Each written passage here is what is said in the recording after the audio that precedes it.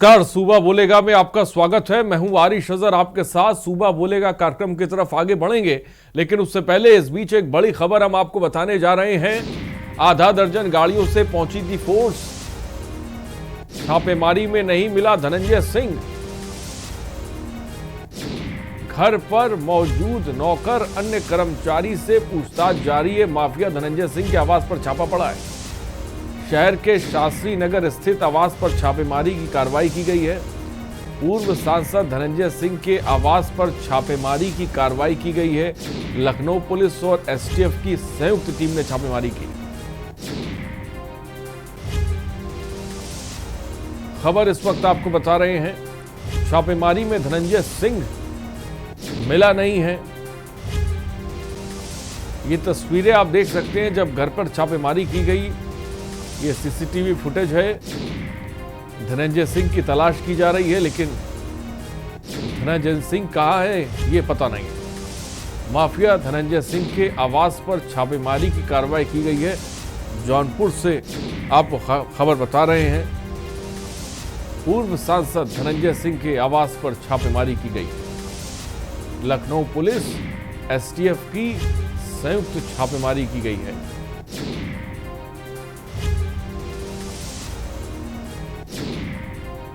छापेमारी में धनंजय सिंह नहीं मिला है। बड़ी खबर इस वक्त आपको बता रहे हैं।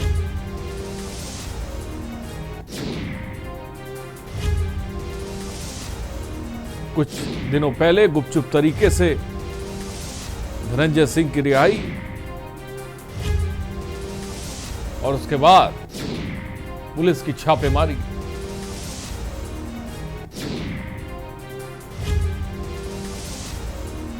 माफिया धनंजय सिंह के आवास पर छापेमारी की गई है। सीसीटीवी फुटेज हम आपको दिखा रहे हैं, लेकिन छापेमारी में धनंजय सिंह मिला नहीं। आवास पर आधा दर्जन गाड़ियों से फोर्स पहुंची। कहां है धनंजय सिंह? घर पर नौकर से पूछताछ की जा रही है। जो कर्मचारी हैं उनसे पूछताछ की जा रही है धनंजय सिंह को लेकर।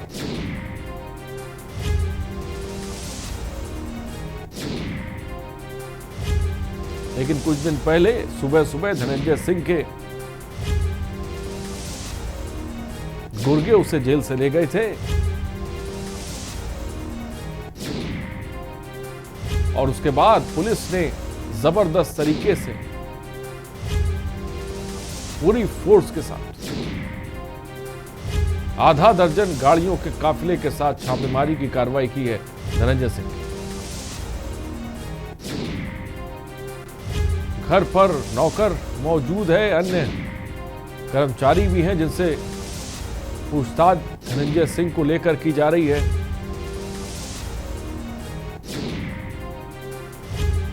खबर इस वक्त लखनऊ से आपको बता रहे हैं। अभिषेक सिंह हमारे विशेष संवाददाता इस खबर पर। अभिषेक, धनंजय सिंह के घर पर छापेमारी, क्या जानकारी? या बिल्कुल, धनंजय सिंह माफिया डॉन पूर्व सांसद, जिसका नाम खुलकर सामने आया था कि कैसे उन्होंने साजिश रची थी उत्तर प्रदेश में सारे माफिया संगठनों को एक करने की और कहीं ना कहीं मुख्तार अंसारी की कुर्सी पर बैठने की कोशिश कर रहे थे। उसी कड़ी में उन्होंने यहाँ लखनऊ में हत्या की पूरी साजिश को न सिर्फ प्लानिंग को एग्जीक्यूट करने में मदद करी और खुलकर विवेचना में नाम सामने आया। इसके बाद उन पर 25,000 का इनाम घोषित किया गया था। और उसी क्रम में आज लखनऊ कमिश्नरेट की तकरीबन आधा दर्जन टीम वहां जौनपुर में मौजूद थी, जो छापेमारी कर रही थी उनके घर पर। साथ ही साथ ये भी साफ हो रहा था कि कैसे धनंजय सिंह ने गवाहों को तोड़ा मरोड़ा और कैसे एक पुराने केस में वो जेल चले जाते हैं ताकि 25,000 के इनाम घोषित होने के बाद लखनऊ पुलिस कमिश्नरेट उन्हें रिमांड पर न ले पाए, उनसे पूछताछ न कर पाए। लेकिन ये भी साफ है कि मिशन धनंजय को लेकर लखनऊ कमिश्नरेट कितना संजीदा है और शायद यही वजह है कि आज त्वरित छापेमारी कार्रवाई की गई है। हो सकता है जल्द ही धनंजय सिंह लखनऊ में पुलिस के कटघरे के सामने खड़े होते हुए नजर आए।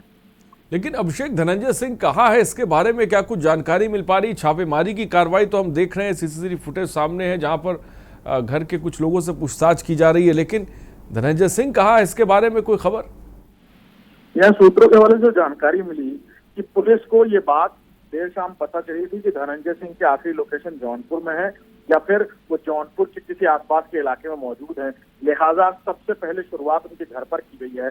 और ऐसा भी नहीं कि टीम लखनऊ वापस आ गई, टीम अभी भी जौनपुर में मौजूद है। जो सूत्रों के हवाले से जानकारी मिल रही है, लोकल इंटेलिजेंस यूनिट को भी वहां पर चाक चौबंद किया गया है। जौनपुर पुलिस की मदद की जा रही है कि धनंजय सिंह के बारे में कोई भी सुराग पता चलता है तो उनकी गिरफ्तारी या उनसे पूछताछ के लिए उन्हें लखनऊ लाया जाए।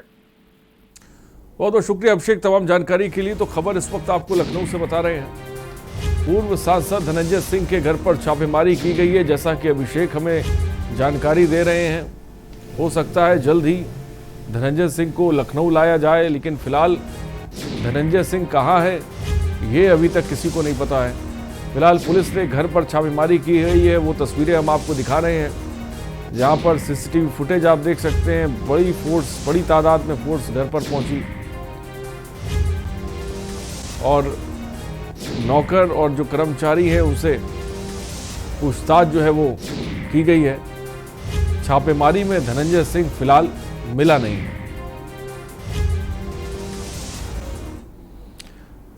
और चलिए अब अपने कार्यक्रम की तरफ आगे बढ़ते हैं, सूबा बोलेगा की तरफ। और आज सूबा बोलेगा में हम बात करेंगे ग्लैमरस पंचायत चुनाव। तो यूपी पंचायत चुनाव इस बार बेहद खास होने जा रहा है। ये पहली बार है जब बीजेपी यूपी पंचायत चुनाव में अपने सिंबल कमल पर प्रत्याशी को लड़ा रही है। वह इस बार एक मॉडल और एक एक्ट्रेस दीक्षा सिंह भी चुनावी मैदान में हैं। उनके यूपी पंचायत चुनाव में खड़े होने से इस बार चुनाव ग्लैमरस हो गया है। जौनपुर जिले में चुनाव में एक तरफ बाहुबल का जोर है तो दूसरी ओर ग्लैमर का तड़का लगने लगा है। जिला पंचायत के वार्ड संख्या 26 से model of Femina miss India 2015 की रनअप रही एक्ट्रेस मॉडल दीक्षा सिंह ने चुनाव में उतरने का ऐलान किया है। वह रविवार को अपना नामांकन कर सकती हैं, इस पर बात करेंगे, लेकिन उससे पहले रिपोर्ट देखिए।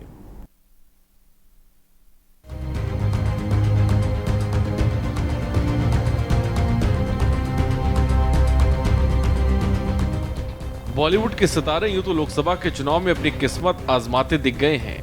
एक्टर्स और एक्ट्रेसेस लोकसभा चुनाव में प्रचार के लिए भी प्रत्याशियों के पक्ष में सड़कों पर उतरे हैं और वोट मांगते हैं। लेकिन इस बार जिला पंचायत के चुनाव में मिस इंडिया 2015 की उपविजेता मॉडल और बॉलीवुड से जुड़ी दीक्षा सिंह मतदाताओं से अपने लिए वोट मांगती दिखी। खास बात यह है कि वे किसी और के लिए नहीं बल्कि अपने लिए वोट मांगेंगी। फेमिना मिस इंडिया 2015 रनअप और मॉडल दीक्षा सिंह ने उत्तर प्रदेश के जौनपुर जिले के वार्ड संख्या 26 क्षेत्र से जिला पंचायत सदस्य का चुनाव लड़ने के लिए पर्चा खरीद लिया है। दीक्षा सिंह 4 या 5 अप्रैल को अपना नामांकन पत्र दाखिल करेंगी। जौनपुर जिले के बक्सा क्षेत्र के चित्तौड़ी गांव निवासी दीक्षा सिंह ने कहा कि मैंने गांव से कक्षा 3 की पढ़ाई पूरी की और उसके बाद अपने पिता के साथ मुंबई और फिर गोवा चली गईं। फेमिना मिस इंडिया 2015 में प्रतिभाग के समय दीक्षा बीए द्वितीय वर्ष की छात्रा थीं। उनके पिता जितेंद्र सिंह का गोवा और राजस्थान में कारोबार है। अभी फरवरी 2021 में दीक्षा के आए एल्बम रब्बा मेहर करे ने खूब सफलता बटोरी। दीक्षा की हाल ही में एक वेब सीरीज भी आने वाली है, लेकिन वेब सीरीज से पहले दीक्षा ने राजनीति के दंगल में हुनकार भर सुर्खियां बटोर ली हैं। स्पेशल डेस्क के न्यूज इंडिया।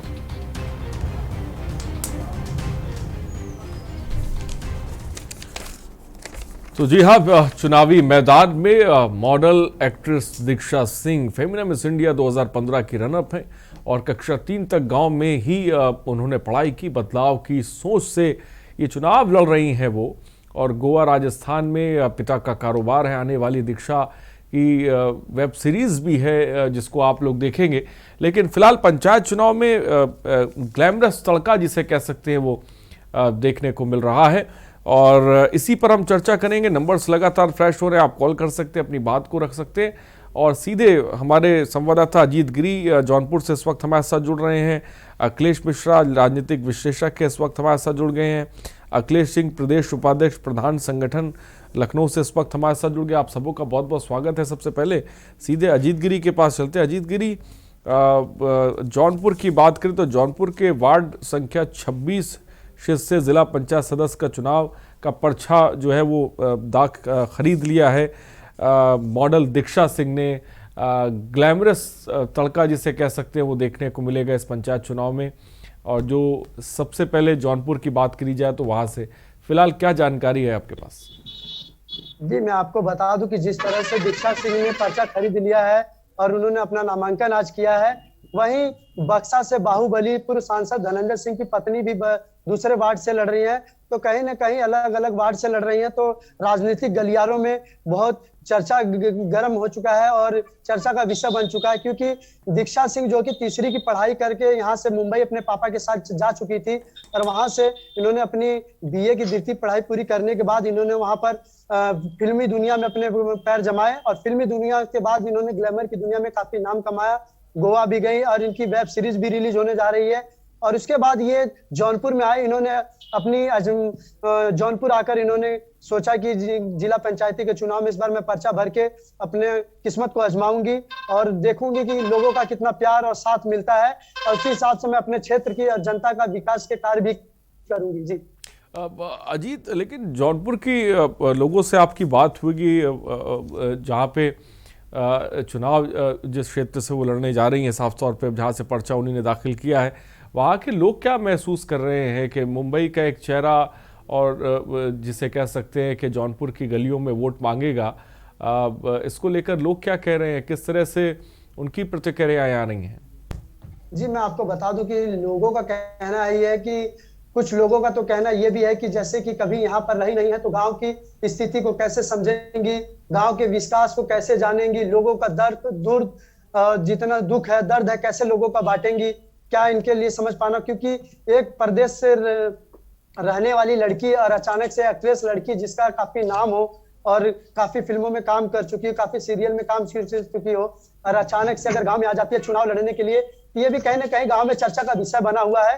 और वहीं कुछ लोगों को भीड़ हो जाती है, एक्ट्रेस के नाम पर लोग जमावड़ा हो जाता है लोग देखने के लिए कि हाँ ये इस फिल्म की हीरोइन है या वेब सीरीज में काम करने वाली हीरोइन है। तो कहीं ना कहीं इनकी तरफ कुछ लोग आकर्षित भी होते हैं, लोग देखने की कोशिश भी करते हैं और गांव में कहीं ना कहीं कुछ लोग समर्थन में है तो कुछ लोग चर्चा का विषय बना हुआ है कि क्या ये हमारे क्षेत्र हमारे गांव का विकास कर पाएंगे भी या नहीं, या फिर क्या पता जीतने के बाद फिर मुंबई चली जाए। जी अजीत, इससे पहले क्या दीक्षा को देखा कि वो जौनपुर आई, कभी किसी सामाजिक कार्यक्रम में शिरकत उन्होंने करी हो, लोगों की समस्याओं को एक बार जानने की कोशिश करूँ? क्योंकि वो ये बात कह रही हैं कि मैंने गांव से ही जो है पढ़ाई करी है कक्षा 3 तक, बहुत ही छोटी क्लास तक, लेकिन क्या इससे पहले वो कभी जौनपुर आई हैं, लोगों से मुखातिब हुई हैं या किसी सामाजिक काम में उन्होंने शिरकत की है? नहीं, अभी तक के जो लोगों का कहना है कि अभी किसी भी सामाजिक कार्य में नहीं आई है और जहां तक उनके फादर हैं, जो पापा हैं उनके, जो गांव के काम में हाथ बटाते रहे हैं। लेकिन लोगों का कहना यह है कि शहर की लड़की हैं, शायद गांव की समस्याओं को ना समझ सके, या तो ऐसा हो कि जैसे जीतने के बाद यहाँ से चली जाएं और गांव का विकास ना हो। तो कहीं ना कहीं दोनों तरफ से गांव वाले असमंजस में हैं, क्या करना चाहिए क्या नहीं करना चाहिए। ये अलग बात है कि वो एक्टर हैं, लोगों का रुझान है, उनको देखना चाहते हैं लोग या इम्प्रेस होते हैं उनसे, लेकिन कहीं ना कहीं गांव वाले भी असमंजस में हैं। जी तो साफ तौर पे अजीत को आपने साफ तौर पे सुना, जिन्होंने जानकारी दी कि किस तरह से लोगों की प्रतिक्रियाएं भी आ रही हैं। ग्लैमर का तड़का तो लग रहा है इस चुनाव में, पंचायती चुनाव में। इस बीच अखिलेश मिश्रा भी हमारे साथ है। अखिलेश मिश्रा, अमूमन तो हम चुनाव में बाहुबलियों का और इस तरीके का चेहरा देखते, लेकिन अब पंचायत चुनाव में जो सबसे नीची जिसे कह सकते हो चुनाव की सीढ़ी है, पायदान है, उस पर एक ग्लैमरस चेहरा होना, इसको किस तरह से आप देखते हैं? देखिए, ये एक बहुत इंपॉर्टेंट घटना है। भारतीय चुनाव में ग्लैमरस चेहरा होना कोई बड़ी बात नहीं है। आप देखिए, इलाहाबाद से अमिताभ बच्चन लड़े थे और साउथ में देखिए जयललिता वगैरह जो ग्लैमर की फील्ड या फिल्म के फील्ड में थे, और बहुत सारे मेल भी वहां पे, वो पूरे के पूरे मुख्यमंत्री रहे हैं और नई पार्टियां उन्होंने बना करके रूल किया है, मतलब अनडिफीटेड टाइप से कि लगातार उनकी पार्टी जीतती रही। जो दूसरी सबसे बड़ी चीज मैंने बोली, आप इसको ये मत बोलिए कि ये ग्लैमर का एक तड़का लगा हुआ है, ये एक बहुत बड़ा बदलाव है छोटे लेवल पे। रिवर्स माइग्रेशन मैं इसको देखता हूं कि पहले ये होता था कि टैलेंट का माइग्रेशन गांव से शहरों की तरफ, मुंबई की तरफ होता था। अब चाहे चुनाव हो चाहे जो भी हो, कम से कम ये है कि टैलेंट बॉम्बे से दिल्ली से वापस गांव की तरफ आ रहे हैं। स्पेशली अगर पंचायत जैसे छोटे चुनाव में अगर ये चीज हुई है तो आपको ये सोचना पड़ेगा, ये जानना पड़ेगा कि कहीं ना कहीं गांव और शहर के बीच का जो गैप था वो कम हो रहा है और लोगों का रुझान वापस गांव की तरफ बढ़ रहा है। और भारत जो कि गांव में बसता है, असली अगर भारत का निर्माण होगा तो इस रिवर्स माइग्रेशन का होना बहुत जरूरी है। और शायद ये शुरुआत हो गई है कि लोग अब बॉम्बे से दिल्ली से गांव की तरफ जा रहे हैं, आज राजनीति में जा रहे हैं, कल वो बिजनेस में जाएंगे। और इसके पीछे रीजन सिर्फ ये है कि महानगर और छोटे गांवों में जो फैसिलिटीज होती थी वो लगभग बराबर होती चली जा रही है। हर जगह light, TV, shopping mall, market वगैरह सब जगह हो रहे हैं। तो लोगों को अब ये समझ में आने लगा है कि गांव में भी अवसरों की कमी नहीं है। बेहतर ये है कि महानगरों की तरफ भागने से बेहतर यह है कि अगर अपनी अलग पहचान बनानी है तो आप गांव की तरफ जाइए। छोटे शहरों और गांव से आपकी जितनी बड़ी पहचान बनती है उतनी महानगरों में नहीं बन पाएगी। शायद अब वो दिन लग गए हैं।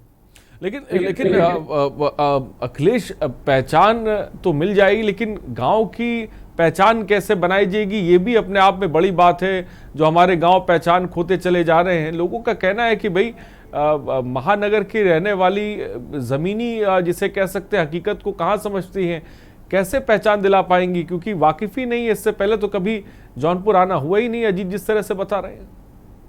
देखिए, इसमें दो फैक्टर काम करते हैं। अगर क्लास 2, 3, 4, 5 तक बचपन आपने गांव में गुजारा है तो लगभग गांव की जितनी भी चीजें होती हैं वो आपके रोम रोम में बसी रहती है, क्योंकि बचपन का जो मन मस्तिष्क होता है वो बड़ा कोमल होता है। फर्स्ट इंप्रेशन जो बनता है वो लाइफ लॉन्ग आपको याद रहता है, पहली चीज।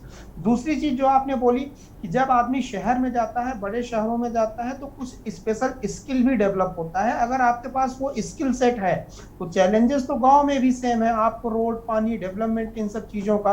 तो ये टैलेंट पूल का भी, ये आप ऐसे समझिए कि हमारा सोना अगर कुंदन बन के वापस आ रहा है, या दूसरे शब्दों में ऐसे देखिए कि कोई आदमी यहाँ से लंदन गया, खूब डेवलप किया और खूब पढ़ाई लिखाई की, उसके बाद वो यहाँ आकर के भारत में आकर के काम करता है या सेवा करता है। तो ठीक यही फेनोमेना आप ये देखिए यहाँ पे लग रहा है। तो ये कोई बहुत बड़ा चैलेंज मैं नहीं मानता हूँ कि महानगर में अगर आप रह लिए हैं तो आप गांव को जो है अच्छे तरीके से नहीं समझ सकते हैं या डेवलप नहीं कर सकते हैं। बल्कि आपके दिल में अगर वाकई में एक सच्ची श्रद्धा हो गांव के लिए, छोटे शहरों के लिए, तो आप और बेहतर काम कर सकते हैं। इनके केस में मैं और बेहतरी देखूंगा। बेहतरी इसलिए देखूंगा कि शायद उनका पैतृक गांव ये है। ये दूसरे जो है एक्टर या एक्ट्रेसेस की तरह नहीं है जो कि कभी जौनपुर, जिनको जाना ही नहीं था, उनको टिकट मिल गया, गए और जीतने के बाद वो दिल्ली में बैठे रहेंगे या बॉम्बे में बैठे रहेंगे। ऐसे कैंडिडेट जिनका गांव खुद वही है, अगर वो वापस लौट के आते हैं तो डेफिनेटली वो ज्यादा बेहतर काम करते हैं। अखिलेश सिंह, आप क्या कहेंगे इस बार के पंचायत चुनाव को? आप किस तरह से देखते हैं अखिलेश सिंह जी? और जिस तरह से अब बॉलीवुड चेहरे भी जिसे कह सकते हैं कि वो नजर आ रहे हैं, उसको किस तरह से देखते हैं आप? की आत्मा गांव में बसती है और गांव की आत्मा अगर बाहर गई, गांव का व्यक्ति बाहर गया, और अभी जैसे हमारे पूर्व वक्ता ने कहा कि सोना अगर कुंदन बन के वापस आ रहा है गांव में, तो ये इसे मैं एक अच्छा साइन मानता हूं, एक अच्छा संकेत मानता हूं। और मैं आपको बताना चाहूंगा कि इसके पहले भी जो कार्यकाल खत्म हुआ है 26 दिसंबर को, जिन प्रधानों का और जिन साथियों का, उसमें 18 प्रधान ऐसे थे जो पीएचडी तक शिक्षा प्राप्त थे। तो ऐसा नहीं है, बदलाव की शुरुआत इसके पहले से हो चुकी है। हाँ, एक्ट्रेस कभी इस तरह से इसमें पंचायत इलेक्शंस में डिबेट करने के लिए नहीं आए, और अब आ रहे हैं तो मुझे लगता है कि इनका खैर मकदम होना चाहिए, इनका स्वागत होना चाहिए, इनका अभिनंदन होना चाहिए। दूसरा, जैसे आप कह रहे थे कि बहुत चुनौतियां हैं, उनको ये कैसे स्वीकार कर पाएंगी, कैसे उन चुनौतियों का सामना कर पाएंगी, तो मैं आपको बताऊं कि ये जो विचारधारा है यही हमारे गांव को आगे जाने नहीं दे रही है।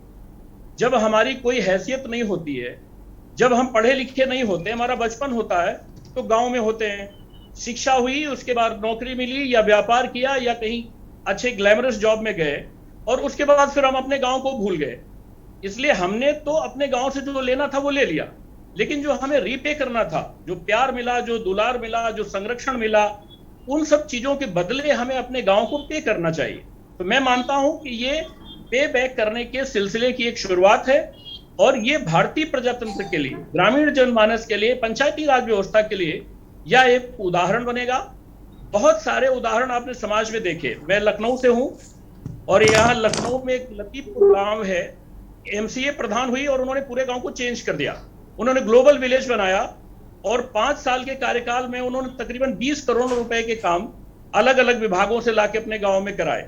तो वो गांव आज की तारीख में शहर का एक मोहल्ला दिखता है, एक मोहल्ले की तरह दिखता है। तो जब तक पढ़े लिखे लोग, जब तक ग्लैमरस लोग, जब तक एक्सपीरियंस लोग, सक्षम लोग नहीं आएंगे, तब तक मुझे नहीं लगता कि गांव में जो बदलाव की कहानी, गांव में जो बदलाव के हमारे जो अपेक्षाएं हैं वो इस तरह से हम लोग पूरा कर पाएंगे। जी लेकिन अखिलेश सिंह जी, एक जो ग्लैमर की दुनिया से कोई शख्स आता है चुनाव लड़ने के लिए, तमाम ऐसे आपने भी देखे होंगे चुनाव जहां पर हमने देखा कि बॉलीवुड हस्तियों ने चुनाव लड़ा, जीते, और उसके बाद फिर उनका क्षेत्र में आना नहीं होता था, जिससे बहुत लोग खफा भी होते थे कि आखिर हम अपनी परेशानियों को लेकर किसके पास जाएं, किससे कहें कि भाई एक इंसान जो है जिसकी ज़िंदगी में, जिसे कह सकते हैं कि मुंबई में उसे तमाम शूटिंग या तमाम चीज़ों की तरफ भी है, दूसरी तरफ वो चुनाव लड़ जाता है, जीत हो जाता है, लेकिन उसके बावजूद भी वो वहाँ नहीं दिखाई पड़ते जहाँ पे उन्हें होना चाहिए और लोगों को भी बहुत सारी परेशानियाँ होती हैं। इस तरह के भी मामले बहुत सारे देखने को मिलते हैं, इसको लेकर आप क्या कहेंगे? उन परिस्थितियों में, और यहाँ जो ये दीक्षा सिंह का मामला है, इसमें दोनों में अंतर है। ये लौट के अपने गांव आई हैं, ये अपने क्षेत्र से जिला पंचायत का चुनाव लड़ रही हैं, और मुझे नहीं लगता कि इन्हें कोई बहुत ज्यादा असुविधा होने जा रही है। पहली चीज तो ये है कि इनकी एडॉप्टेबिलिटी है सोसाइटी में, समाज इनको बहुत आसानी से स्वीकार कर लेगा। उस गांव की बेटी है, उस क्षेत्र की बेटी है, उस जवार की बेटी है, तो लोग इन्हें आसानी से स्वीकार कर लेंगे। और ये कोई चैरिटी करने नहीं जा रही है, ये किसी तरह का कोई दान धर्म करने नहीं जा रही है। ये बस इन्होंने गांव से जो लिया है, जो समाज से लिया है, जो अपने लोगों से लिया है, उसका ये मुझे लगता है कि इनके दिमाग में कहीं ना कहीं से होगा कि जो मैंने यहाँ इस धरती से पाया है, लोगों से पाया है, तो उसके बदले में इन्हें कुछ दूं। और चुनौतियों की बात रही, जो पढ़ा लिखा व्यक्ति है, जिसका एक्सपोजर है, जिसका तजुर्बा है, जो एक्टर है, बहुत अच्छी तरह से ये समस्याओं को हैंडल करेंगे, ऐसा मेरा विश्वास है। और ऐसे लोगों को मैं आह्वान करूंगा पूरे देश में, पूरी दुनिया में जो भी इस डिबेट को देख रहे हैं, कि जो सक्षम लोग हैं, जो पढ़े लिखे लोग हैं, जो नौकरी में हैं, जिन्होंने पैसे कमाए हैं, आइए, आप गांव में आइए। आपकी जरूरत उस शहर में, उस समाज से ज्यादा आपके अपने गांव में है। आइए, यहाँ सेवा करिए, और इस सेवा के बदले आपको जो स्नेह मिलेगा, आपको जो सम्मान मिलेगा, वो आपकी दौलत से और आपकी भाग्य से कहीं ज्यादा होगा। जी क्या कहेंगे अखिलेश मिश्रा जी, शिक्षित लोगों का आना बहुत ज़्यादा ज़रूरी है। जिस तरह से हम देख रहे हैं कि अब जैसा कि बड़े बड़े चेहरे भी जो वार्ड लेवल के जो चुनाव हैं, जो सबसे निचले चुनाव है, उनमें शिरकत कर रहे हैं, उसमें अपनी किस्मत आजमा रहे हैं, जनता का विश्वास जीतने की कोशिश जो है साफ तौर पे करेंगे। आपको क्या लगता है कि शिक्षित लोगों को बहुत ज़्यादा तादाद में आने की ज़रूरत है, तभी गांव की जो तस्वीर है वो बदलेगी, गाँव को जो पहचान है वो मिलेगी?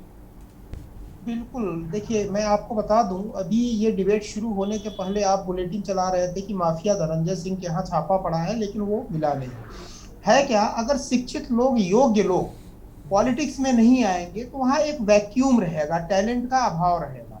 अगर टैलेंट का वैक्यूम समाज ने दे दिया, हम लोगों ने दे दिया, तो उस वैक्यूम का फायदा ये माफिया लोग ही उठाते हैं, गलत चरित्र के लोग ही उठाते हैं, गुंडे लोग चुनाव लड़ते हैं। और कोई भी पार्टी अपने आप को माफिया मुक्त नहीं कर पाई है। तो माफिया मुक्त अगर राजनीति को करना है, गुंडों को जो है हटाना है, संसद तक नहीं पहुंचने देना है, तो ये हम पढ़े लिखे लोगों की, समाज की जिम्मेदारी है कि हम लोग पॉलिटिक्स में और पॉलिटिकल एक्टिविटी में डायरेक्ट और इनडायरेक्ट दोनों तरीके से, प्रत्यक्ष और अप्रत्यक्ष तरीके से उसमें हम पार्टिसिपेट करें। तो ये एक बहुत बड़ा बदलाव मैंने आपको बोला है, मैं इसको ग्लैमर नहीं देखता हूँ। अदरवाइज सारे टीवी चैनल वाले चिल्लाते रहे कि भाई फलाने माफिया मंत्री बन गया, ये बन गया। एक माफिया जब मंत्री बनता है, जब पॉलिटिक्स में विधायक बनता है, तो वो सरकार को भी, सरकारी तंत्र को भी माफिया सिस्टम के हिसाब से चलाता है। वो हमेशा प्रायोरिटी ये रखता है कि सरकारी सिस्टम जो जनता की सेवा के लिए है वो पीछे हो जाए, और उसका माफिया तंत्र वहां पे ओवरलैप करता है, ओवरलीड करना शुरू कर देता है। तो राष्ट्र में बदलाव कैसे आएगा? राष्ट्र में बदलाव तो पहली सीढ़ी से आएगा। अगर सारे पंचायत के सदस्य, ग्राम प्रधान, ब्लॉक प्रमुख वगैरह पढ़े लिखे लोग आते हैं, तो वैक्यूम ही नहीं रहेगा। जब वैक्यूम नहीं रहेगा तो फिर माफियाओं के लिए कोई जो है स्पेस नहीं रहेगा। जब उनके लिए कोई स्पेस नहीं रहेगा तो राजनीति जो है अपने आप स्वच्छ हो जाएगी। तो राजनीति को स्वच्छ करने का काम भी समाज का ही है, और ऐसे ही कैंडिडेट करेंगे। तो बड़ी बात साफ तौर पे अखिलेश मिश्रा ने कही कि भाई अब समाज में और जो खासकर चुनाव में है शिक्षित लोगों का आना बहुत ज़रूरी है ताकि कि जो तस्वीर है वो गांव की बदले। हमारे साथ अजीत गिरी भी हैं। अजीत गिरी, पंचायत चुनाव की अगर ज़मीनी स्तर पर खासकर जौनपुर की बात करें, जंग देखें तो किस तरह की जंग देखने को मिल रही है, प्रत्याशियों में किस तरह का उत्साह देखने को साफ तौर पर मिल रहा है, क्या जानकारी अजीत? जी, जिस तरह से आज जिला पंचायत का चुनाव का जिस तरह से पर्चा लोगों ने आज नामांकन किया है और काफी उत्साह है लोगों में। कभी कुछ जो सीट जहां महिला की सीट है वहां पर महिलाएं और जहां पर पुरुष सीट है वहां पर पुरुष, तो काफी जोरों शोरों से और गाने बाजे के साथ, कभी ढोल और नगाड़ों के साथ अपना नामांकन पर्चा करने आ रहे हैं। तो कहीं ना कहीं ये भी देखा जाता है कि जिस तरह से धारा 144 लागू है, लोग साउंड भी यूज कर रहे हैं किसी तरह। अभी आपको बता दूं कि सिरकोनी में जफराबाद क्षेत्र में ही अभी वहां पर इतनी भीड़ बेकाबू हो गई थी कि मजबूरन पुलिस को वहां लोगों को हटाने के लिए लाठीचार्ज करना पड़ा था। और के न्यूज ने खबर भी दिखाई थी प्रमुखता से। तो कहीं ना कहीं इतना लोगों में उत्साह भी है और कहीं ना कहीं जिस तरह से कोरोना भी तेजी से बढ़ रहा है, तो कहीं ना कहीं कोरोना को भी लोगों को कोरोना का भी सोशल डिस्टेंसिंग का भी पालन करना चाहिए। चुनाव ठीक है अपनी जगह, चुनाव को देखते देखते पहले अपने स्वास्थ्य।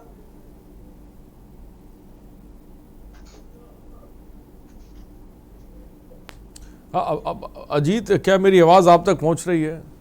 ठीक है अजीत, मैं आपके पास आऊँगा। फिलहाल रुकते हैं छोटे से ब्रेक के लिए, चर्चा लगातार जारी रहेगी।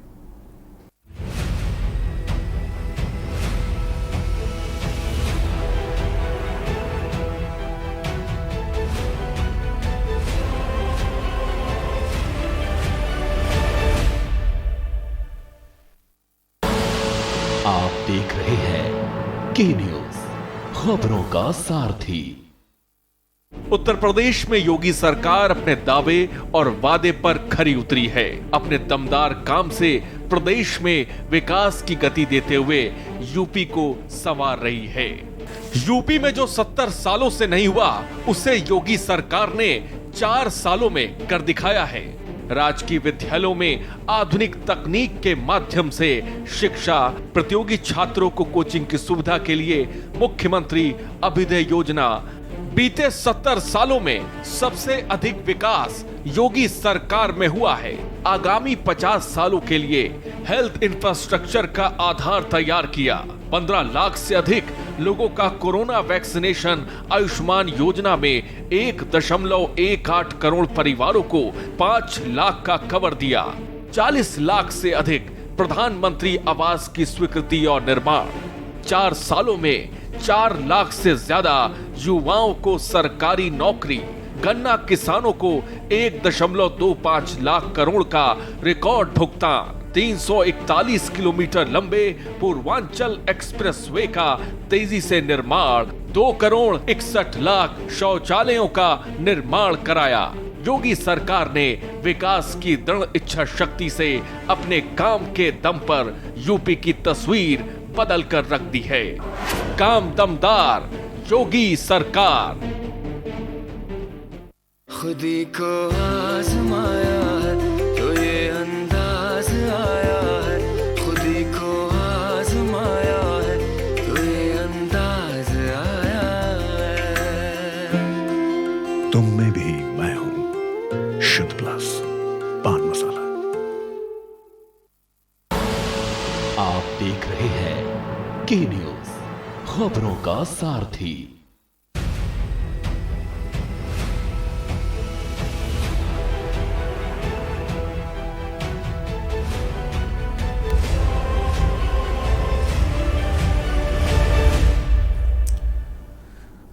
तो ब्रेक के बाद आपका स्वागत है। बॉलीवुड के सितारे यूं तो लोकसभा के चुनाव में अपनी किस्मत आजमाते नजर आते हैं, लेकिन अब तस्वीर बदल चुकी है। पंचायत चुनाव में भी बॉलीवुड के सितारे अपनी किस्मत को आजमा रहे हैं। इसका उदाहरण आप देख सकते हैं जौनपुर में, जिसे कह सकते हैं कि दीक्षा जो कि मॉडल हैं, एक्ट्रेस हैं, वो अपनी किस्मत आजमाने जा रही हैं।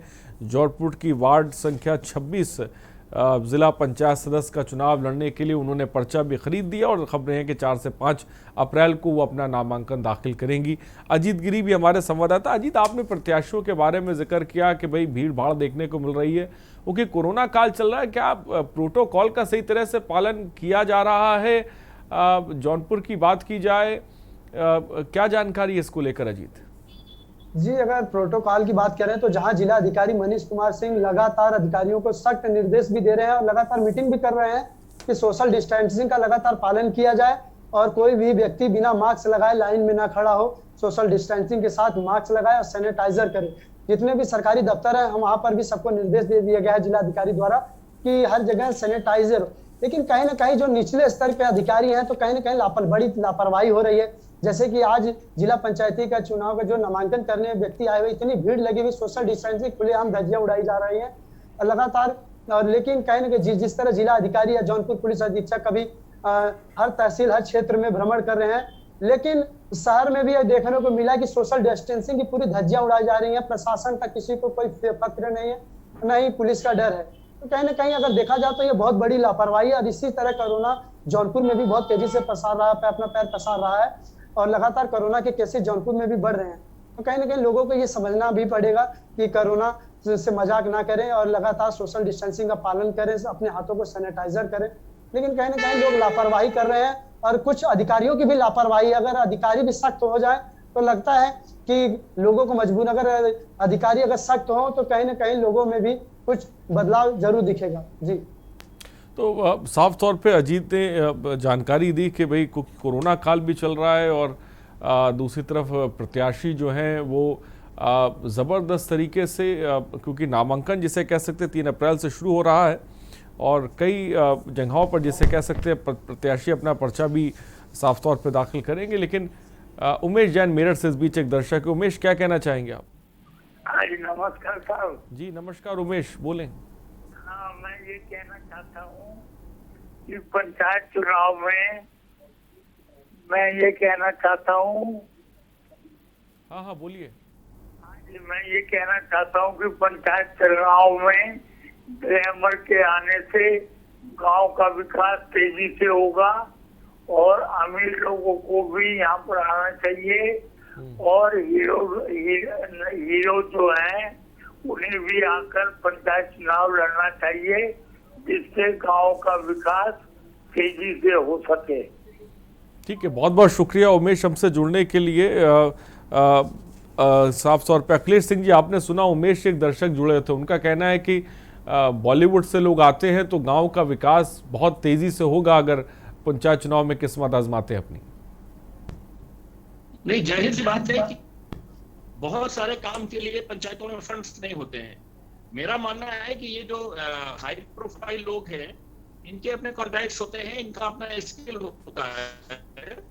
ये सोशल रिस्पॉन्सिबिलिटी का जो फंड है, CSR है, कॉर्पोरेट सोशल रिस्पॉन्सिबिलिटी के जो फंड्स हैं उससे गांव का विकास कर पाएंगे। ये एक्टर एक्ट्रेस जो हैं ये लोग अगर गांव में कार्यक्रम करेंगे, कोई बड़े चैरिटी प्रोग्राम्स करके फंड्स जनरेट करेंगे, ये पंचायतों के जो एसेट्स हैं उससे ओन सोर्स रेवेन्यू जनरेट करने का काम ये करेंगे।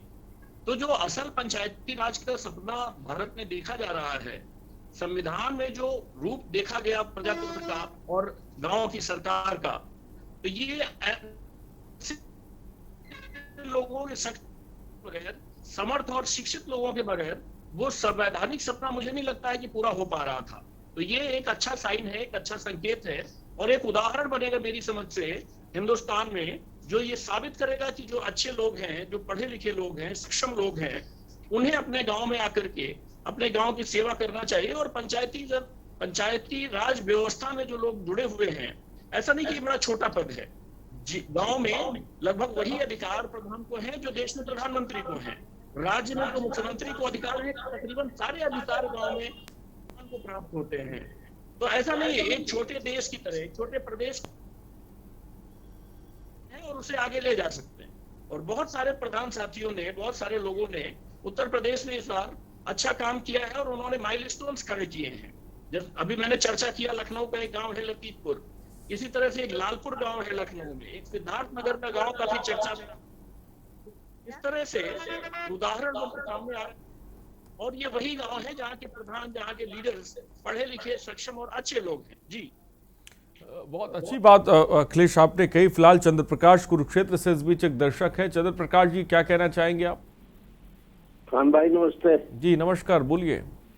मैं ये कहना चाहता हूँ कि जिस प्रकार हरियाणा सरकार ने सरपंचों के और पंचों के चुनाव के समय शर्तें लगाई थी कि पहले आप बिजली का बिल क्लियर करिए, उसकी एनओसी लाइए, फिर आप सर्टिफिकेट लगाएं कि भाई आपकी आयु कितनी है और आप कितने पढ़े लिखे हैं, कम से कम 10वीं तक का उसमें दिया गया था। उसी प्रकार से मैं ये कहना चाहता हूँ कि उत्तर प्रदेश में भी इसी प्रकार होना चाहिए।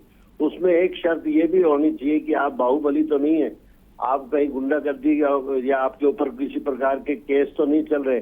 अगर केस चल रहे हैं तो उनको उसका निष्पादन हुआ या नहीं हुआ और आप किस स्टेज पर है। इस प्रकार से शर्तें लगा करके कैंडिडेट चुने जाएंगे तो जैसे घुन निकल जाता है आटे में से, कणक में से, और कणक साफ हो जाती है और आपको हमको स्वच्छ रोटी मिलती है, उसी प्रकार से स्वच्छ प्रशासन मिलेगा यदि जनता के बीच में से जो नुमाइंदे जाएंगे और वो ये लिख करके भी दें कि जब चुनाव वो जीत जाएंगे, सरपंच बन जाएंगे, तो किसी पार्टी विशेष के अपनी पार्टी छोड़ के दूसरी पार्टी में नहीं जाएंगे। इस प्रकार इनको भी बांधना चाहिए, जैसे सरकारी कर्मचारी को बांधते हैं।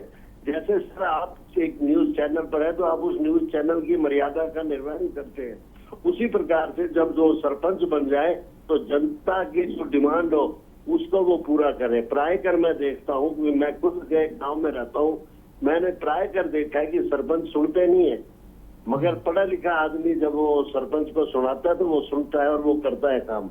हमने भी ऐसे कई मुद्दे थे, जो नाली का काम था वो हमने करवाया, अपने दम पे करवाया, और जो है ये स्वच्छ अभियान के तहत गाड़ी लगवाई गांव में, वो भी हमने अपने दम पे लगवाई, क्योंकि हमने सरपंच को कहा कि ये डिमांड है हमारी, जनता हम परेशान होते हैं, हम कूड़ा कहाँ फेंके। इस प्रकार से मेरा कहने का अभिप्राय ये है कि जनता को घुन से दूर होना चाहिए, घुन वाले जो नुमाइंदे हैं उनका चयन नहीं करना चाहिए। ठीक है, बहुत बहुत शुक्रिया चंद्र प्रकाश जी हमसे जुड़ने के लिए। दिनेश उन्नाव से इस बीच एक दर्शक है। दिनेश, आप क्या कहना चाहेंगे? दिनेश, क्या मेरी आवाज आप तक पहुंच रही है? तो शायद दिनेश से हमारा संपर्क टूट गया। फिलहाल बहुत बहुत शुक्रिया हमसे जुड़ने के लिए दिनेश। नंबर्स लगातार फ्लैश हो रहे हैं, आप कॉल कर सकते हैं, अपनी बात को रख सकते हैं। अखिलेश मिश्रा भी हमारे साथ है, राजनीतिक विश्लेषक। अखिलेश मिश्रा, चंद्र प्रकाश जी जुड़े हुए थे, वो कहते हैं गाइडलाइन होनी चाहिए, चाहे चुनाव कोई भी हो, लेकिन एक मजबूत गाइडलाइन होनी चाहिए। चाहे क्या वो चेहरा, उस पर कोई केस तो नहीं चल रहा है, या वो बाहुबली तो नहीं है, तमाम ऐसी चीज़ों के लिए जिसके बारे में आप थोड़ी देर पहले जिक्र भी कर रहे थे कि अगर हमें अच्छा समाज चाहिए तो हमें एक अच्छा प्रत्याशी भी चाहिए, और जब अच्छा प्रत्याशी चाहिए तो उसके लिए अच्छी एक गाइडलाइन क्यों नहीं होनी चाहिए? कुछ गाइडलाइन है, प्रिमिटिव लेवल पे है, लेकिन जिस लेवल की एक्सपेक्टेशन है पब्लिक की या देश को जिस हिसाब से बनाना है, उस एक्सपेक्टेशन को मीट करने के लिए शायद राजनीति में कैंडिडेचर को लेकर वैसी स्ट्रिक्ट गाइडलाइन नहीं है जिस तरीके से जॉब में होती है। इसकी भी शुरुआत शायद हो चुकी है। आपने अभी देखा होगा कुछ ऐसी खबरें थी कि आसाम में शायद ये कहा गया था, ऐसी गाइडलाइन है, एक नया कानून ऐड हुआ कि 2 से ज्यादा जिनके पास बच्चे होंगे वो पंचायत का चुनाव नहीं लड़ पाएंगे। आई डोंट नो ये कितना फैक्ट है या क्या है, इम्प्लीमेंट हुआ कि नहीं हुआ। मुझे लगता है कि पहला कदम ही बाहर निकालना, पहला कदम उठाना ही सबसे बड़ी चीज है। अभी तक अगर नहीं हुई है तो उसके लिए अब हम सर नहीं पीट सकते हैं, भविष्य का हमें देखना चाहिए। सरकारें, और सरकारों से ज्यादा मैं बोलता हूँ जनता, अगर जनता प्रबुद्ध हो जाए, जनता ही केवल अच्छे लोगों को चुने। मैं बोलता हूँ खड़े होने के लिए कोई भी खड़ा हो, लोकल जनता को सब पता रहता है, लोकल वोटर को सब पता रहता है कि उनका प्रत्याशी कौन है, कैसा है, सच्चाई क्या है। शायद सरकार को और पुलिस महकमे को भी उतना नहीं पता होता होगा, क्योंकि वो एफिडेविट में जो देते हैं उसी बेस पे उनको इन्फॉर्मेशन रहती है।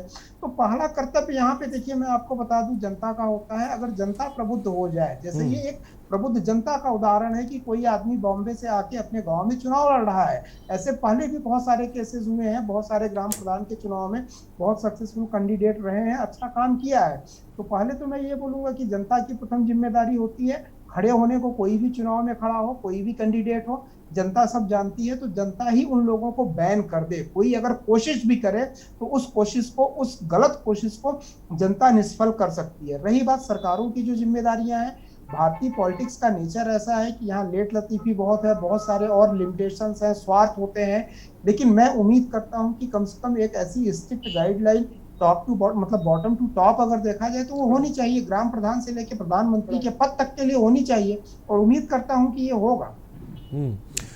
फिलहाल इस बीच जितेंद्र रायबरेली से एक दर्शक हमारे साथ है। जितेंद्र, क्या कहना चाहेंगे आप?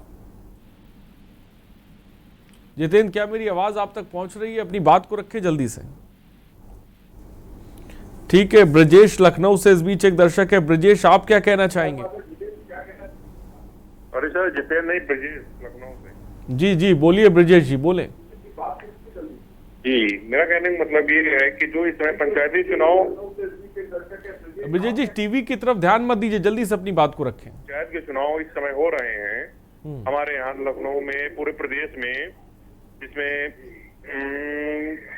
बहुत महत्वपूर्ण चुनाव ये होते हैं, क्षेत्र पंचायत, जिला पंचायत।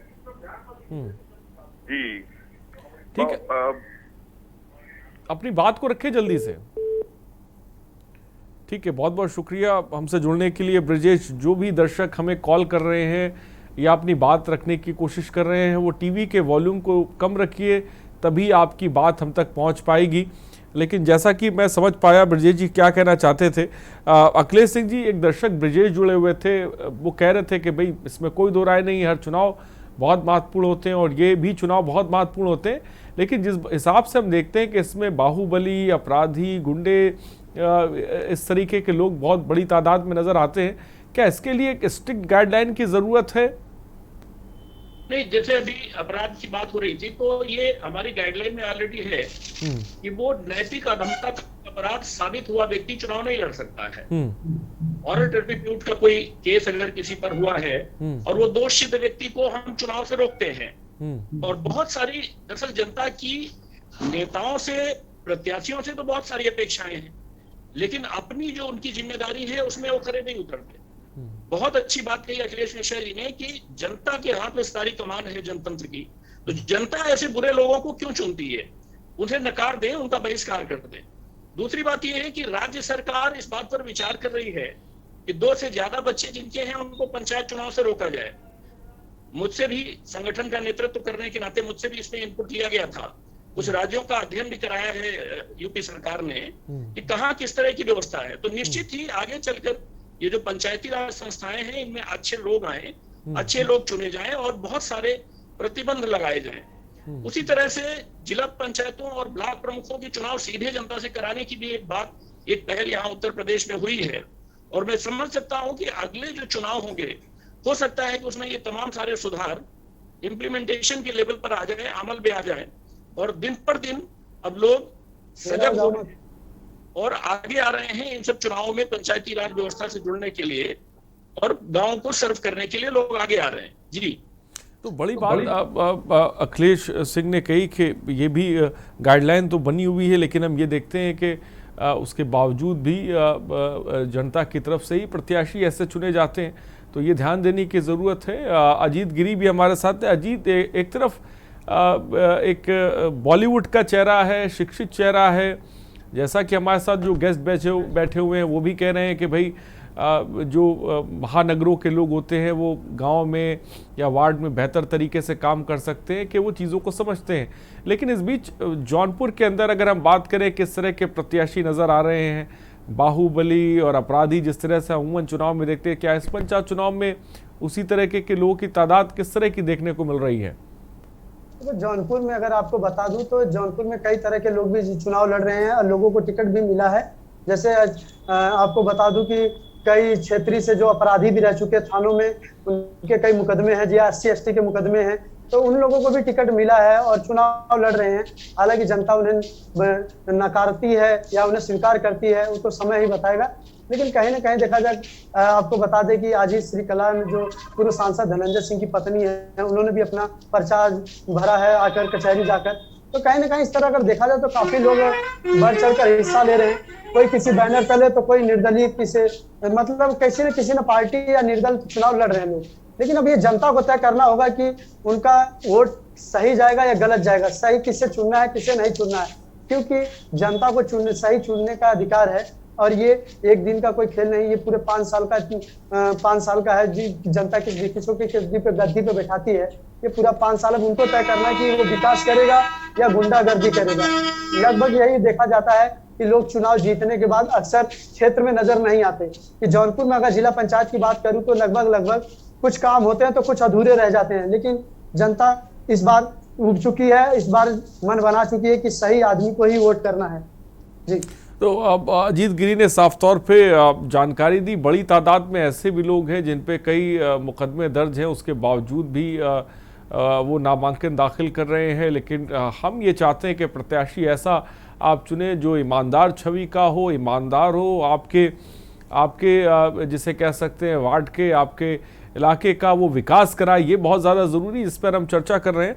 और इस बीच हमारे साथ अखिलेश सिंह भी, अखिलेश मिश्रा है हमारे साथ। अखिलेश मिश्रा, मैं आपसे समझना चाहूँगा, पहले के पंचायत चुनाव में और इस बार के पंचायत चुनाव में आप किस तरह का फ़र्क महसूस कर रहे हैं, जो बहुत बड़ा फ़र्क है? देखिए, पहले जो पंचायत चुनाव होते हैं, हम लोगों ने देखा, जैसे हमारे जब हम छोटे थे तो ग्राम प्रधान हमारे दादा हुआ करते थे, उस पंचायत चुनाव का मैं गवाह रहा हूँ, मुझे बहुत अच्छी तरीके से चीजें याद है। एक सबसे बड़ा जो इम्प्लीमेंटेशन या जो चेंज आया है वो ये आया है कि पहले के जो चुनाव पंचायत होते थे, बहुत सारी सूचना और संचार की तकनीकें नहीं होती थी, तो बड़ा वो लिमिटेड होता था उसका एरिया, वहाँ सोच जो होती थी लोगों की वो बड़ी लिमिटेड होती थी, और वो कहीं ना कहीं वहाँ पे प्रेस्टीज इशू की बात ज्यादा होती थी। आज आप ये देखिए कि पंचायत चुनाव ऐसे हो रहे हैं कि वहाँ पे क्या है कि इंफॉर्मेशन, सारी दुनिया की इंफॉर्मेशन गांव तक के लोगों को पहुंच रही है। तो गांव के जो प्रत्याशी हैं, उसके साथ साथ जो गांव के मतदाता हैं, उनकी भी एक्सपेक्टेशन बहुत बड़ी रहती है। वो ये सोचते हैं कि भाई अगर वहां ये चीज हो सकती है तो हमारे गांव में हमारा प्रत्याशी या हमारा प्रधान क्यों नहीं कर पाता है। पहली चीज तो ये है कि जो पूरी दुनिया की इंफॉर्मेशन है, ठीक है वो लोकल चुनाव है, लेकिन आप उसको कभी ग्लोबल इम्पैक्ट उस पर है जो आप उसको इनकार नहीं कर सकते हैं। दूसरी चीजें ये आई हैं कि पहले जो वोटर होते थे वो बहुत सारे पर्सनल रीजन के कारण इन्फ्लुएंस्ड होते थे, वहां पे विकास की बातें और बहुत सारी ऐसी मॉडर्न चीजें हैं जो मुद्दे नहीं होते थे। आज भी कई जगह पे मैं जुड़ा हुआ हूं तो मुझे पता चलता है कि उनका एजेंडा नहीं है कुछ वहां पे। तो अब क्या है कि लोग ज्यादा सिस्टमेटिक हैं, ज्यादा मैनेजमेंट के तरीके से अपनी जो है एडवोकेसी कर रहे हैं। प्रत्याशियों को देखिए तो वो पॉइंट वाइज अपना मैनिफेस्टो टाइप का वो डिक्लेयर करते हैं कि हमारे आने पे हम क्या क्या तब्दीलियां लाएंगे। अगर कोई प्रत्याशी ऐसा बोलता है तो इसका मतलब है कि उसने कहीं ना कहीं कम से कम बेसिक अध्ययन तो इस चीज का किया है कि गांव में चुनौतियां क्या है और दूसरे क्षेत्रों की तुलना में हमारा गांव पिछड़ा हुआ है कि वो आगे है, कि वो डेवलप है कि अंडर डेवलप्ड है। तो ये एक बेसिक अंडरस्टैंडिंग अपने गांव के डायनामिक्स की, गांव के नेचर की, गांव की जरूरत की और गांव के जो मतदाता हैं उनकी जरूरतों की जो समझ प्रत्याशियों में हुई है, डेवलप हुई है, ये है। तीसरी सबसे इंपॉर्टेंट चीज जो हुई है कि पहले जो गांव के प्रत्याशी होते थे इन्फ्लुएंशियल पर्सन होते थे, आज की डेट में ऐसा नहीं है। आज मतदाता अपने आप को कहीं ज्यादा स्वतंत्र रख रहा है, डिसीजन मेकिंग की कैपेसिटी हर मतदाता अपने हाथ में रखता है, वो जल्दी इन्फ्लुएंस नहीं होता है, उसके पास नॉलेज है, इंफॉर्मेशन है। तो मतदाता भी आजकल किसी के प्रभाव में नहीं आ रहे हैं। स्वतंत्र और निष्पक्ष चुनाव के लिए ये बड़ा जरूरी है कि मतदाता भयभीत ना हो, किसी से पैसे के लोभ में ना आए, किसी लालच में ना आए, वो अपना स्वतंत्र तरीके से जो है अपना वो निर्णय ले बिना किसी दबाव के। ये तीन ऐसे फैक्टर हैं जो चुनाव में जो परिवर्तन आ रहे हैं, उनके डायनामिक्स में जो परिवर्तन आ रहे हैं, जिसको कि मैं बहुत जबरदस्त तरीके से ऑब्जर्व कर रहा हूँ। बड़ी बात साफ तौर पे अखिलेश मिश्रा ने कही। इस बीच हमारे साथ सुरेंद्र गोरखपुर से एक दर्शक है। सुरेंद्र, क्या कहना चाहते हैं आप? दिनेश उन्नाव से इस बीच एक दर्शक है। दिनेश, आप क्या कहना चाहते हैं? मैं ये कहना चाह रहा था कि जैसे क्षेत्र पंचायत और ग्राम पंचायत के जो चुनाव आम जनता से होते हैं, जैसे ब्लॉक प्रमुखी और जिला पंचायत अध्यक्ष के भी चुनाव सेम होने चाहिए, क्योंकि सत्ताधारी जो भी सत्ता में रहता है ये चुनाव उसी के पक्ष में होता है। इसमें शासन प्रशासन बाहुबली इसी टाइप के लोग ब्लॉक प्रमुख और जिला पंचायत अध्यक्ष में होते हैं। तो मेरा तो ये है कि जैसे ये दोनों चुनाव कराए जाते हैं वैसे ये भी चुनाव आम मुझसे होना चाहिए। ठीक है, बहुत बहुत शुक्रिया दिनेश, हमसे जुड़ने के लिए, अपनी बात को रखने के लिए। और तमाम दर्शक जो इस वक्त कार्यक्रम देख रहे हैं, नंबर्स लगातार फ्लैश हो रहे हैं, आप कॉल कर सकते हैं, अपनी बात को रख सकते हैं। इस बीच अखिलेश सिंह जी, जो बात मैनिफेस्टो की कही गई, जो प्रत्याशी तमाम दावे और तमाम वादे करते हैं, ऐसा नहीं लगता कि अब इस पर भी एक तरह का कानून बनना चाहिए कि जो उन दावों पर या वादों को पूरा ना करे उसके खिलाफ भी कार्रवाई होने की जरूरत है? तभी बहुत बड़ी तादाद में एक तस्वीर बदलती हुई शायद नजर आएगी, एक आसान सा फैसला लेकर ही। नहीं, डेमोक्रेसी को बहुत सारे प्रतिबंधों के साथ आप नहीं चला सकते।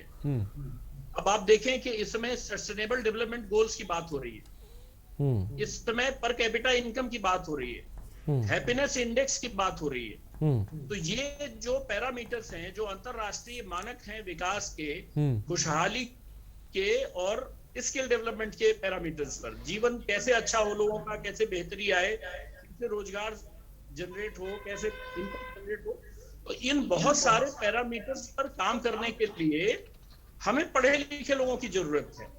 और अब वो दिन आ गए हैं, अब वो समय आ गया है जब गांव में प्रत्याशी मैनिफेस्टो पे बात करते हैं, जब वो अपना चुनाव का घोषणा पत्र देते हैं और वादे करते हैं, जनता भी अब उनसे पूछने लगी है, सवाल पूछने लगी है। तो एक इससे पहले जो वक्ता श्री अखिलेश जी जो कह रहे थे, मैं सहमत हूं उनकी बात से कि अब जो सूचना तंत्र विकसित हुआ है, जो लोगों का स्टेट ऑफ माइंड है, जो स्टेट ऑफ नॉलेज है, उनका जो ज्ञान लोगों में बढ़ रहा है, उसकी वजह से प्रत्याशियों पर दबाव है। और जो जीत कर आते हैं चुने हुए लोगों पर भी जनता का दबाव रहता है कि भाई आपने ये कहा था, आपने क्यों नहीं किया। छोटी छोटी चीजों को, छोटी छोटी स्पीच को लोग रिकॉर्ड करते हैं और बाद में उनसे पूछते हैं, उनसे जवाबदेही उनकी तय करते हैं कि साहब आपने ऐसे क्यों नहीं किया। तो मैं समझता हूं कि प्रजातंत्र को, डेमोक्रेसी को बहुत सारे प्रतिबंधों में बांध देना ठीक नहीं है। उसको आप शैक्षिक योग्यता में बांध दें, उसको आप और तमाम तरीके से अगर बांध देंगे तो फिर अच्छे अभाव हो जाएगा, कमी हो जाएगी। तो कानून, बहुत ज्यादा कानून की जरूरत नहीं है। जो एग्जिस्टिंग रूल्स हैं, जो कानून बने हुए हैं, जो पैरामीटर्स बने हुए हैं, अब कौन रोकता है कि गांव का प्रधान 5 ईयर प्लान बनाए, 5 साल की कार्ययोजना प्रधान बनाए, इसके लिए किसी ने रोका थोड़ी है उसको। वो अपना शॉर्ट टर्म, लॉन्ग टर्म और मिड टर्म प्लान बनाए, लंबे समय के लिए प्लान बनाए, मध्य समय के लिए प्लान बनाए, छोटे समय के लिए प्लान बनाए। तो सरकारें इन सब बातों से सहमत हो रही हैं, तो कोई रोकता नहीं। और फिर हमें तो प्रधानों को उनके गांव में रह करके उनके दायरे में कानून बनाने का अधिकार है। तो वो अपने डिसीजंस अपने आप ले सकते हैं। उन्हें कोई बहुत ज्यादा, भाई डायरेक्टिव प्रिंसिपल्स आपको मिल गए, आपको गाइडेंस मिल गया, आपको रास्ता मिल गया, और उस रास्ते पर क्या बेहतर आप कर सकते हैं, इससे किसी ने, सरकार ने, किसी व्यवस्था ने थोड़े रोका है। तो बहुत ज्यादा कानून की जरूरत नहीं है, बल्कि जरूरत इस बात की है जो एग्जिस्टिंग।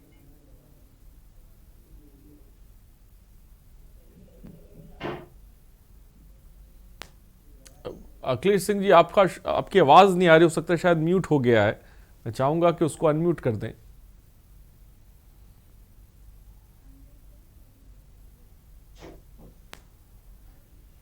तो शायद अखिलेश सिंह की हम तक आवाज नहीं पहुंच पा रही, मुझसे जोड़ने को। फिलहाल अखिलेश मिश्रा भी हमारे साथ। अखिलेश मिश्रा जी, जो बात अखिलेश सिंह जी ने कही उसी बात को मैं आगे पढ़ाता हूं। उनका कहना है कि डेमोक्रेसी को बहुत ज्यादा हम प्रतिबंधों में, जिसे कह सकते हैं, बांधना ठीक नहीं रहेगा। इस बात से आप सहमत हैं?